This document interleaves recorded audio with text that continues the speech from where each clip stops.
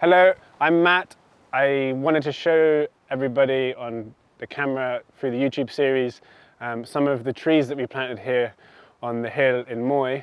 And I thought the best place to start would be the community garden, which was kind of started back in 2013. Mitch, Sally, Ferg and a bunch of other people. And the reason I wanted to show you here is because some of the trees that we have here planted, they're kind of 5 and 6 years old now, and it's quite remarkable what can happen in such a short amount of time. So what's really beautiful, I'm just kind of freestyling here, is like these willow trees that were planted in the winter of 2013, so they've only been growing now for 6 years. I remember one day Fergal saying to me, "Hey Matt, there's a bunch of willow," and there was like 20 sticks about this big of willow, and he was like, "Just shove them into the ground." And I was like, "Where should I shove them, Ferg?" And he told me, "This bit of wetland down here, shove them in, put some cardboard around and they'll grow." And it was hard for me to believe, but now if you see some of them, they're like 3 times the height of me, and they've created this amazing little kind of beautiful little land for animals and other bushes to grow underneath. And like the trunk of them would be bigger than my arm, which is quite big, and also the branches, they go really quite high, and I'd say that's up to now like 6 meters. So behind you as well, there's also some really beautiful trees. In this garden here we have 27 apple trees that we planted that were donated to us by Clare County Council and Phelan Harty, and they're all seed saver varieties. I think some of the apples might be ready. There you go. Yeah, it's really nice. And it's just such a beautiful zone down here because it was where we began, and it's something that we're going to hold kind of really special. This is one of the apple trees, not quite ready, maybe another month. These are the heritage varieties, and in the orchard that I'm going to show you in a minute, we planted 300 more kind of high production fruit trees. So this is the hill that we live and work and farm and grow trees on, and the land that we look after is on both sides of the road. It's quite a strange shape. And so far we've planted about 25,000 native trees. They're a mixture, mostly pioneer species that we've planted.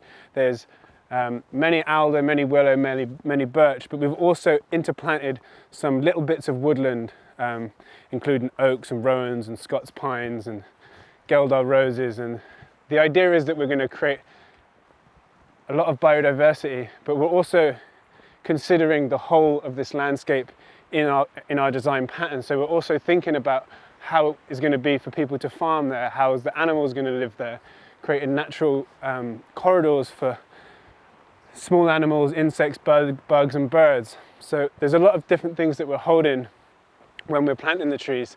And the land that we're planting on it belongs to Moy Hill Farm CLG, and like the promise of the trees that we're planting is that we're not going to cut them down for sale, and that we'd like the trees to live out their full life. So for a willow or alder it might be 70, 90, 100 years, but for an oak it could be 500, 600, 700 years. So we're really thinking as far into the future as we possibly can and learning all the time. So we're using lots of different agroforestry techniques to increase the yield of the farm, and we're also using different windbreak techniques and design patterns like Peter Yeoman's scale of permanence and the keyline design. So I'll show you some of those in a minute, but we're coming up to the main entrance to the bottom garden here, and when we get to the top we can have a look down at the land and I'll show you the different spaces that we've planted.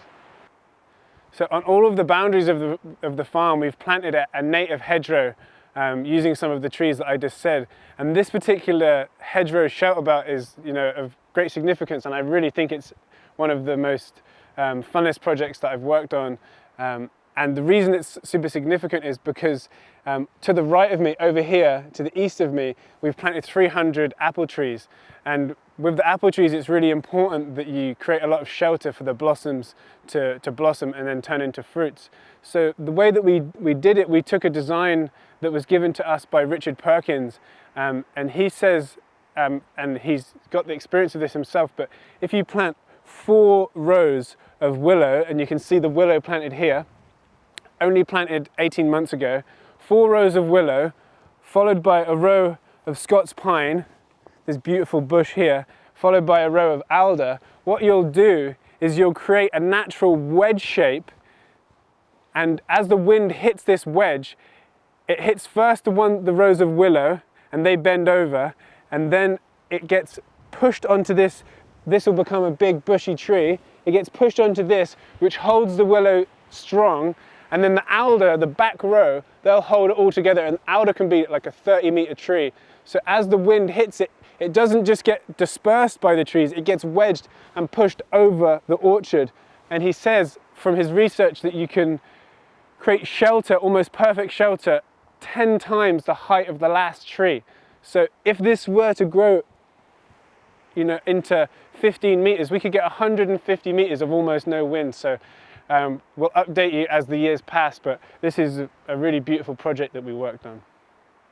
Above me here we have 57 cider apple trees planted, and they're actually producing quite a lot of fruit at the moment. They're in years 5 and 6, and we only planted these 1.5 years ago, and we did an interesting pattern again. We came from P.A. Yeoman's style, where we used a keyline pattern, which, to summarize as briefly as I can, you plant your rows slightly off contour, and the idea is that it keeps water in the highland longer and less time in the lowland, so you basically slow down the movement of water, thus creating a more ample growing for the apple trees. In between the trees we planted rhubarb and different types of berries, and the way that we really look after the trees, it's a little bit difficult to see now, but we planted 80 litres of tree compost in underneath this tree when we planted it, and what that does is that mimics a kind of forest floor scenario, and it gives it all of the nutrients it needs. This winter we'll come and we'll remulch, so we'll stop the roots having to compete with the grasses that are growing here. This is a Morgan sweet apple planted on 106 stock, so it's going to be quite a small tree, quite a small kind of bush. It says it's sweet tasting. It sounds pretty good to me. We got our trees from Andy Hill at Fruit and Nut Trees, and he's in County Mayo. We bought 300 of them from him, and he was super helpful in deciding the different varieties that we bought. So in total over these 2 fields we have 300 different apple trees. We went for the more kind of higher yielding varieties, many of them from England, and we also have some pear and plum. We have one beehive that we have in the corner of this field, which is doing really well at the moment, and the idea of the bees is they're going to be great pollinators. Their primary purpose is for pollination, and we're planted on a nice hill, and behind us is another really beautiful project that I love doing this year on one of the tree planting days that we host each winter. We do 5 tree planting days, and it's going to be the second Saturday of each month. And on this bank here we planted, there's about 200 trees on that small bank there, and we planted a mixture with oak and birch, and the birch are the pioneer species, so they're going to grow up quite fast, and intermittently we planted oak trees, so after the birch have grown up and died, then these, you know, couple of dozen oak trees, they're going to push through that canopy, and there will be an old oak wood there. It's very small, but it's still really nice to think about these different kind of areas that we planted up on the hill here in Moy. So here on my right and looking down towards the ocean, you can see some of the vaster fields that we've got, and we've really planted many trees. I was saying 25,000, and we have the aim to plant another 25,000 loosely on the land we have at Moy. And this particular style of planting here, it's would be a nice example of agroforestry, where we leave big patches of land, say 12 to 25 meters, and we'll create little meadows in between these rows of trees, and it's a really nice shelter for them. And what Professor Martin Wolf said from Wakelands, from in the east coast of England, he died last year, but he did a lot of research over a lot of time, and he really proved that by including trees, forestry into agriculture, you can increase the yield of the particular produce that you're trying to grow. And just kind of as I close this little video, we have I'm just walking around, so many memories have come up from different tree planting days with different groups of people. I remember fondly planting some of the trees down here with Johnny and some of his friends from the East Coast, and also with Easky Britain, As we came in on the drive, I remember one day I came home and Fergal was planting these beautiful willows that were on the drive, and so many memories of just Mitch slogging it away in the rain, and really dozens and dozens of people that have worked really hard to even plant these small thorns that we have on the driveway here. And yeah, it's all been created by a lot of kind of dedication and man and woman power over the last kind of 5 years. So just so much gratitude to them for people coming up, and might be a nice time to remind everybody about the tree planting days that we have coming up this year.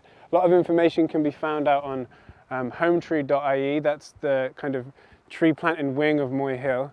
But I would love if in the future we could see more and more native forests in Ireland. I think there's only 2% of the land is covered by native woodlands, so I hope that we can have some small part to play in that kind of number increasing.